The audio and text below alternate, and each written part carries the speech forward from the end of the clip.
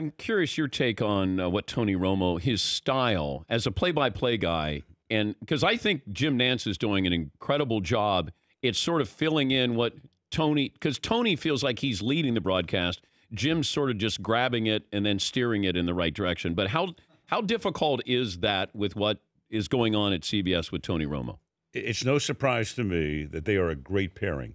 And Jim and I talked 3 or 4 years ago when we talked about who were the players who were playing at that particular time who would make the best broadcasters. And Peyton Manning was still playing, so Peyton would be great if he decides to get into the business. We both agreed, though, that Tony Romo would have a tremendous career. And then, as it turns out, of course, the opportunity was presented to Tony.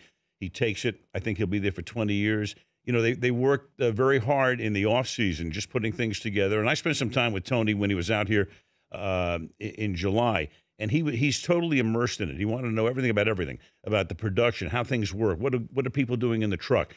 And that's what makes, to me, the really great analysts are the guys who don't come off the field and go, in effect, hey, I played the game and I know and blah, blah, blah, blah, blah. Anybody can do that. Anybody. The guys who are really terrific, and I go back to like the Tim McCarvers of the world who I worked with, and Dan Deerdorf, and of course I've got the best of all time, and Chris Collinsworth, I had John Madden. They knew television production. They understood what communication was about. They understood, not only did they know the game, but how to relate to the fans, how to make it interesting, how to make it exciting, how to make it humorous. Tony's got it. I mean, he's off to the best start imaginable, and they make a great pairing. But what do you think when he's calling out the plays? I think that's good for it has a little bit of a shelf life. You can do that once in a while. And I know that, the New York Times did a big piece lauding him for predicting play. Well, that's all well and good. But in the ultimate, you want to be the whole body of work.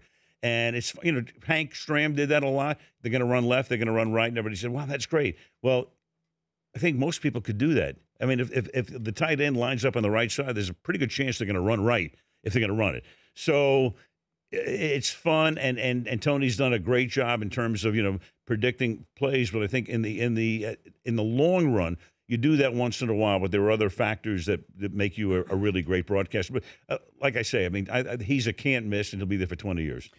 The Dan Patrick Show, weekday mornings on Audience.